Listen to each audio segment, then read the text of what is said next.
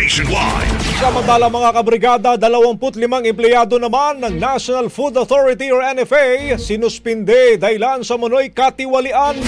Brigada Katrina Honson, ibrigada mo! Brigada Live Report.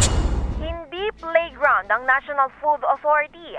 Ayan ang naging payag ni NFA Administrator Larry Lacson kasunod ng patuloy na internal cleansing na ahensya kung saan isinailalim sa preventive suspension ng 25 empleyado dahil sa umano'y mga kaso ng katiwalian. Ayon kay Lacson, kabilang sa mga sinuspinde ang ilang branch managers, assistant branch managers, warehouse supervisors at staff. Dagdag niya, pinabibilis na rin ng mga administrative procedure upang agad marisolba ang mga kaso. Hindi ng opisyal, babala ito sa mga gumagawa ng katiwalian kung walang sala, balik trabaho agad.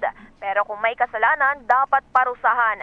Maalalang mula nang maupo si Lacson noong March 2024 ay 54 na show cause orders na ang naipadala, 32 administrative cases ang naisampa at 6 na kaso ang kasalukuyang iniimbestigahan sa iba't ibang rehiyon sa bansa.